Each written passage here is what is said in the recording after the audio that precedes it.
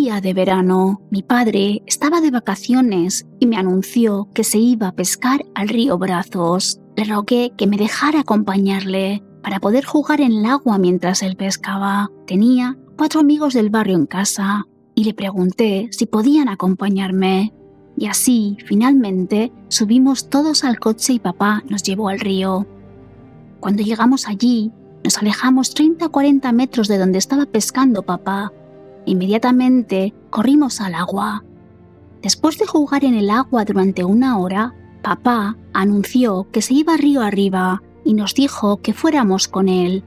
Empezamos a vadear el río arriba, mientras él caminaba por la orilla.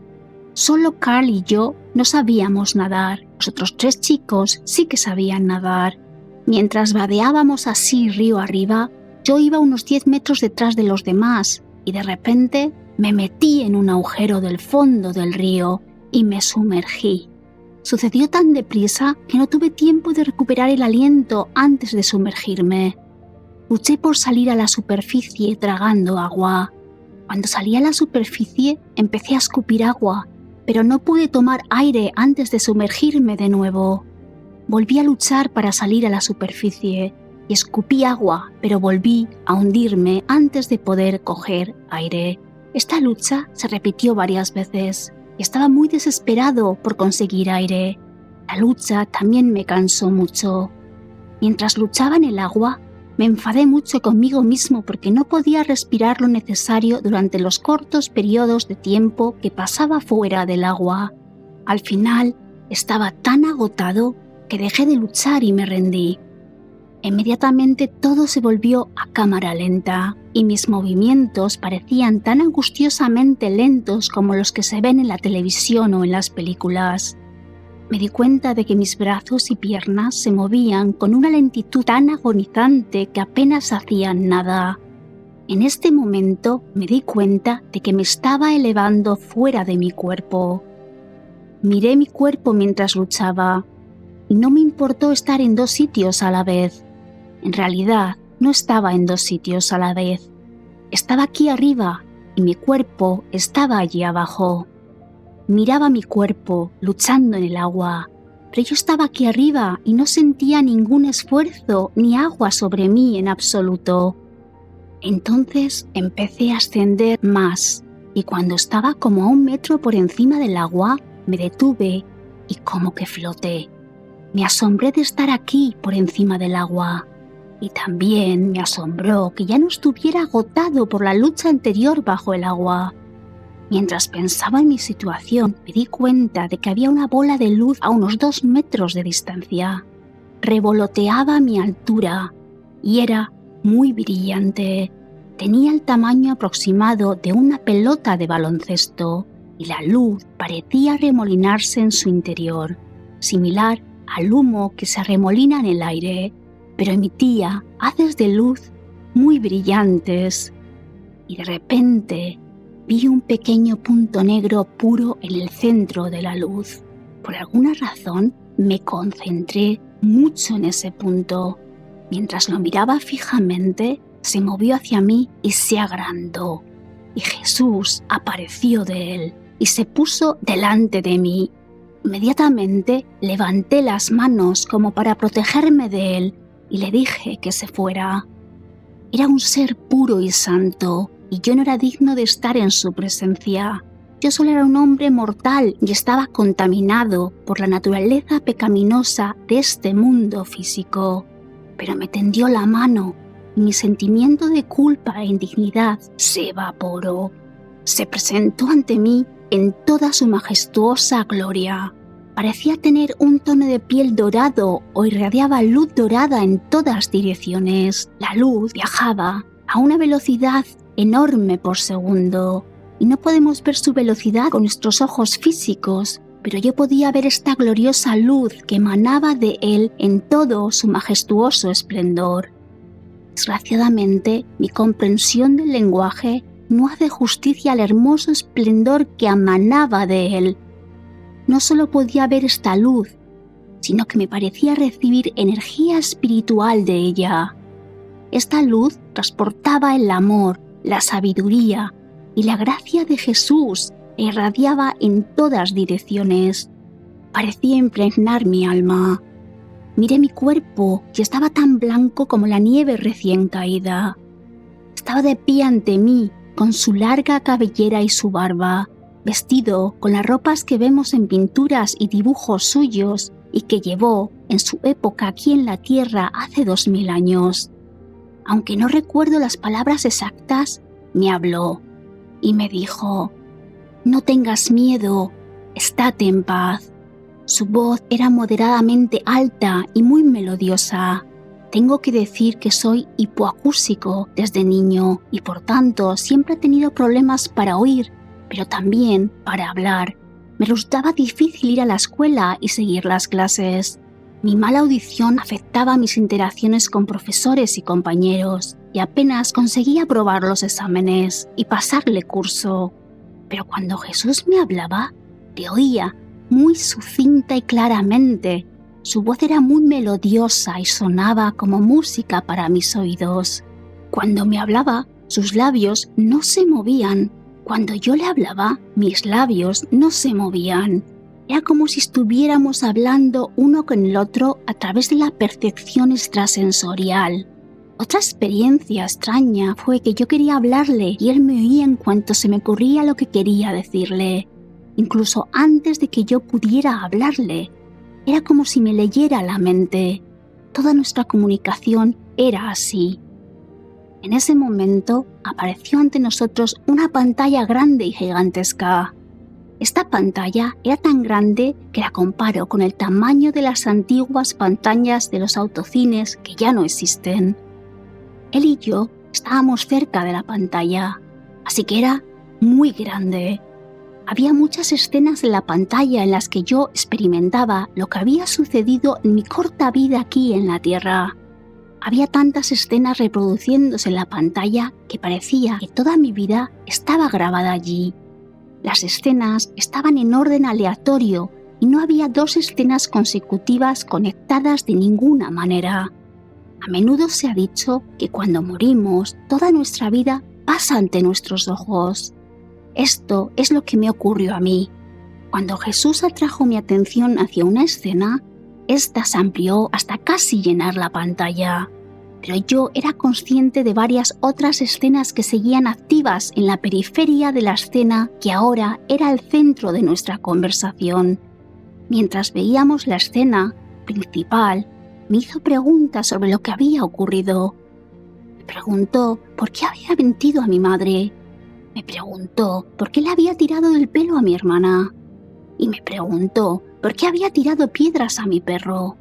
Me preguntó por qué había tirado de la cola al gato de mi vecino.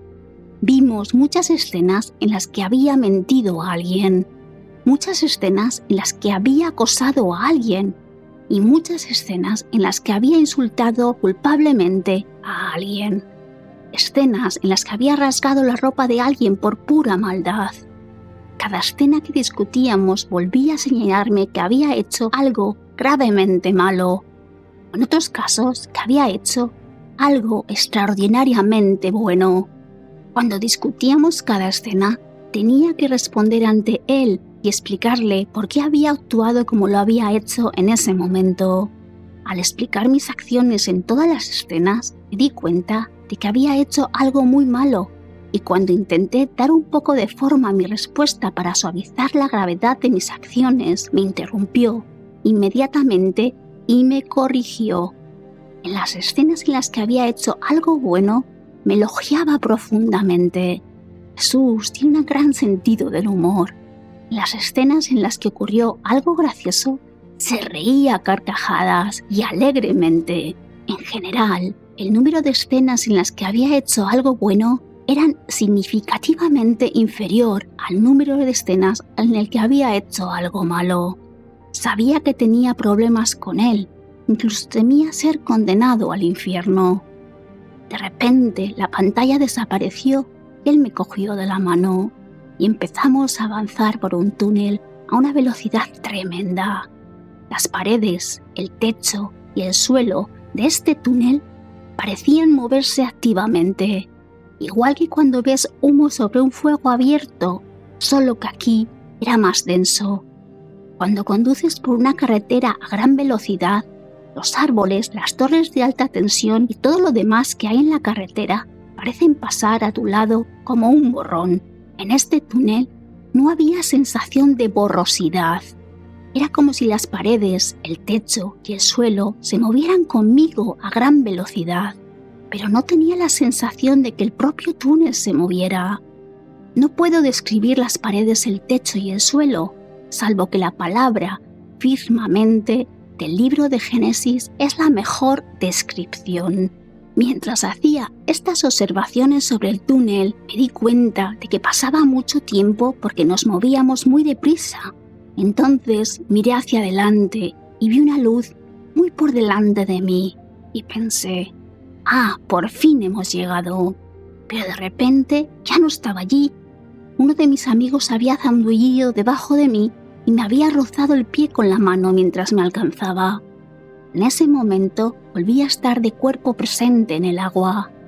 Volví a luchar por coger aire y luché desesperadamente por salir a la superficie. Mi amigo nadó por debajo de mí y subió entre mis piernas. Me elevó a la superficie y nadó hacia la orilla. Ahora que jadeaba en busca de aire, era el aire más dulce que había respirado nunca.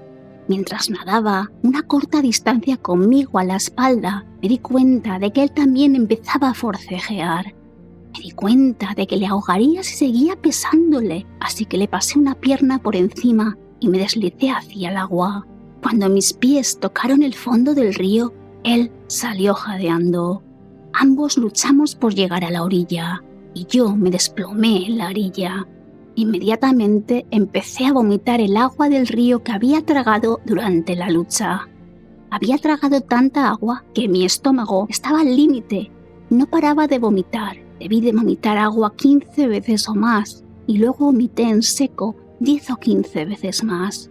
Me dolía todo el cuerpo. Mis músculos estaban agotados por la lucha. Mi estómago por el estiramiento debido al exceso de agua y los vómitos prolongados. Estuve dolorido durante 15 días. Después de todo aquello, mi padre decidió que ya habíamos pasado demasiado por aquel día y nos llevó todos a casa. Cuando pensé en la experiencia durante los días y semanas siguientes, no recordé ni una sola vez las escenas con Jesús ni el viaje por el túnel. Lo único que recordaba era que toda mi vida había pasado ante mis ojos. Unos 30 años después, leí un artículo de un periódico sobre alguien que había tenido una experiencia cercana a la muerte, y algunas de las escenas que describía parecieron refrescarme la memoria. Tras reflexionar un poco, me di cuenta de que había estado tan conmocionado en aquel momento que padecía del síndrome de estrés postraumático y no podía recordar las escenas. Solo después de rebuscar en mi mente, durante muchas semanas y meses, volví lentamente a recordarlas. Aquí termina el informe de hoy y sé que a cualquiera de nosotros nos resulta muy difícil desprendernos de la idea de que no somos nuestro cuerpo. Hace mucho tiempo se me pasó por la cabeza que las personas que sufrían amputaciones múltiples nunca se sentían menos humanas. Me refiero en un sentido de unidad interior. Ciertamente, cuando se trata de funcionalidad y practicidad, todo el mundo sabe los limitantes que son las discapacidades físicas. Escuchemos de nuevo el informe un momento. En ese momento me di cuenta de que me estaba elevando fuera de mi cuerpo. Miré a mi cuerpo mientras luchaba y no importó estar en 2 sitios a la vez. En realidad, no estaba en 2 sitios, estaba aquí arriba y mi cuerpo estaba allí abajo. Miraba a mi cuerpo luchando en el agua, pero estaba aquí arriba y no sentía ningún esfuerzo ni agua sobre mí en absoluto.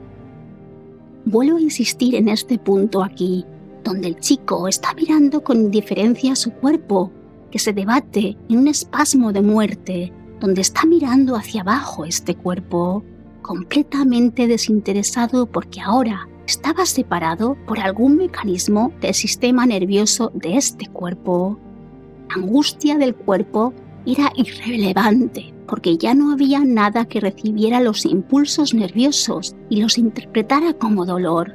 La cuestión es que como almas encarnadas en un cuerpo humano necesitamos un instinto de supervivencia extremadamente fuerte, porque de lo contrario quedaremos fuera del juego de la vida muy rápidamente. Y no podemos ni queremos neutralizar nuestro instinto de supervivencia. Pero el caso es que nuestra vida actual está muy determinada por el miedo. Uno de los suscriptores, Leila, escribió las siguientes palabras bajo el vídeo de una de las semanas pasadas. Deseo de todo corazón que el informe sea cierto. Tengo mucho miedo a la muerte. Es extremadamente angustioso y sufro cada noche porque no sé si mi hermano, mi madre, mis abuelos, mis tíos, etc. están realmente bien. Y si sufren no están solos en la oscuridad para siempre jamás. No puedo más. Estos pensamientos son insoportables. Volveré sobre este comentario en un momento, pero antes de nada, si el miedo a la muerte nos hace decir que sí a todo, entonces tengo algunas preguntas. ¿Podemos seguir cumpliendo el sentido de nuestras vidas ahora? Es más, ¿podemos seguir viviendo en vida plena en tales circunstancias una vida feliz? ¿Todavía tenemos alguna posibilidad de vivir o solo estamos vegetando? Nuestra pregunta central está en alguna parte. ¿Nos extinguimos o no después de la muerte? Cada semana se nos asegura que la vida continúa sin problemas para todos y que la transición al siguiente nivel será un gran alivio. Ahora la gente habla de las experiencias cercanas a la muerte, al menos entre quienes se han interesado seriamente por ello. Son un fenómeno que pone patas arriba una idea central de nuestra cultura materialista. A veces parece hace 500 años, cuando se creía que el Sol giraba alrededor de la Tierra, y luego resulta que es completamente al revés. En cualquier caso, la cuestión es que los informes nos piden que reflexionemos sobre nuestras vidas. ¿Qué ideas existen en nosotros? ¿Cuáles son los pilares centrales de nuestras actividades cotidianas? ¿Y cuáles están completamente equivocadas al mismo tiempo? Podemos preguntárnoslo ahora. Cuando mis ideas sobre la muerte y cuando mis preocupaciones por mis seres queridos tras su fallecimiento me hacen la vida insoportable, como escribió Leila en su comentario, cuando los miedos existentes y otras ansiedades nos empujan constantemente a hacer compromisos pésimos, aquellos que pisotean nuestros valores, entonces tenemos muchas razones para cuestionarnos, al menos, todos esos miedos que rodean a la muerte. Esto ya no tiene que ver con la supervivencia, tiene mucho más que ver con evitar la verdadera vida. Estamos aquí para aprender algo, para crecer y sobre todo estamos aquí para amar. ¿Seguimos siendo capaces de amar? ¿Somos capaces de ser generosos y perdonar a partir de este amor? Se nos permite cuestionarnos. Esta es la oportunidad. Se nos permite cuestionarnos aquí, porque hemos sabido que un niño ha observado con desinterés cómo su cuerpo se descomponía. Hay otras experiencias cercanas a la muerte en el canal, en la que se hicieron las mismas observaciones. Uno de ellos es el de Tasso Sao. Sí, tengo la oportunidad de vivir una vida completamente libre. Sí, tengo la oportunidad de volver a respirar por fin mucho más libre y profundamente. ¿Quería aprovechar la oportunidad? Por supuesto que sí, pero la verdad es que no siempre podemos hacerlo. Y eso puede afectar a cualquiera. Queremos hacerlo, pero no podemos porque nos encontramos presos del miedo.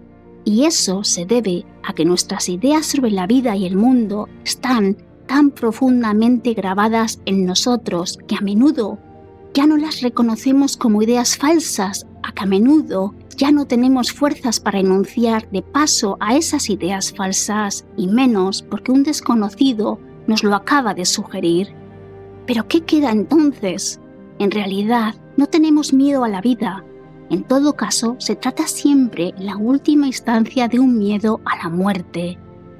Si a pesar de una larga reflexión sigues sin poder superar tus obstáculos interiores, así pues, lo que yo haría en esta situación sería rezar para tener la fuerza de hacerlo. También rezaría pidiendo apoyo para ello, apoyo para tener bajo control mi miedo a la muerte, poder llevar una vida más libre y autodeterminada. Cuando yo no sé qué hacer, pido ayuda en la oración. He de hablar de tantas personas que han encontrado una gran ayuda de este modo que a veces me siento triste cuando otras personas se burlan de ello. Me entristezco porque sé que es pura ignorancia lo que impide a muchas personas abrirse a la ayuda que siempre está ahí. La ignorancia se convierte entonces a menudo en arrogancia. Es muy importante saber rezar de la manera adecuada y me gustaría hacer hincapié en ello. Si rezamos de la manera correcta, que es básicamente desde lo más profundo de nuestro corazón, es decir, con todo el sentimiento de que disponemos en la materia, si rezamos de este modo, entonces debemos dejarnos llevar y tener fe. Sin esperanza no tenemos esperanza, no confiamos en que se nos ayudará. Lo importante es que nos desprendemos de la expectativa de cómo debería de ser esa ayuda. Así que no hay esperanza, sino una confianza firme que se ha establecido en nosotros mediante la oración, sin ninguna expectativa concreta. Solo nos interesa la sensación que queremos experimentar. Tomemos el ejemplo del comentario de Leila. Aquí podríamos rezar sintiendo que las preocupaciones por el difunto y el miedo a la muerte, todo ello da paso a un sentimiento de confianza en la oración. Yo seguiría centrándome en la oración en cómo se ha extendido en mí un sentimiento de confianza, cómo se ha vuelto familiar para mí, cómo esta confianza en torno a estas cuestiones se ha convertido en una segunda naturaleza para mí, como en algún momento de la oración aparece por fin en mi rostro el atisbo de una sonrisa. Pero nadie ve esta sonrisa. Probablemente ni yo misma lo sabría, porque estaría tan absorta en mí misma, en mi idea de esta confianza que se ha apoderado de mí, que no habría lugar para ninguna reflexión.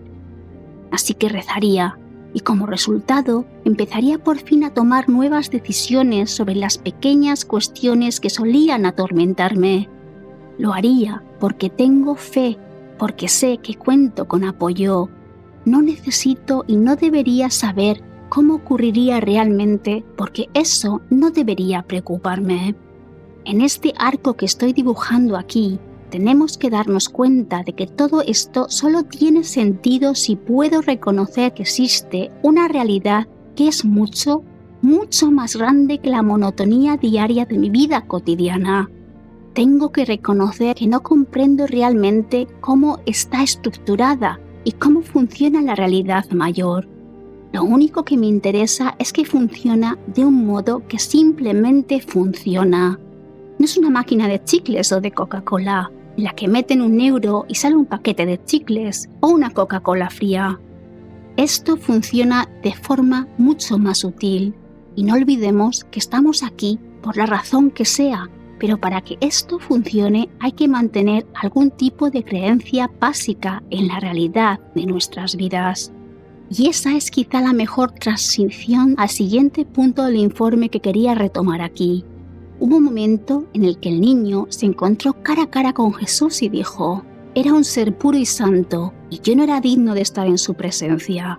Yo solo era un hombre mortal y estaba contaminado por la naturaleza pecaminosa de este mundo físico».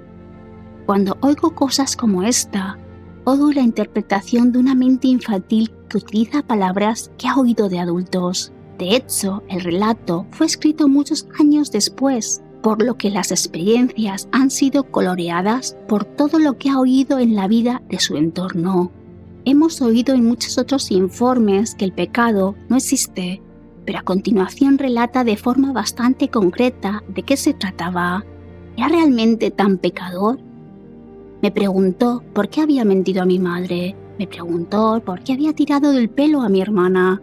Me preguntó por qué había tirado piedras a mi perro. Me preguntó por qué había tirado de la cola a los gatos de mis vecinos. Al explicarle mis acciones en todas las escenas me di cuenta que había hecho algo muy malo. Y cuando intenté dar un poco de forma a mi respuesta para suavizar la gravedad de mis acciones, me interrumpió inmediatamente y me corrigió. En las escenas en las que ocurrió algo gracioso, se reía a carcajadas. no me parece que le recibieran allí como a un pecador, como a una persona impura o digna. Se lee más bien como si un niño se le hubiera abierto los ojos a las consecuencias de sus actos. Esa es la cuestión. La cuestión es que nuestros actos tienen consecuencias.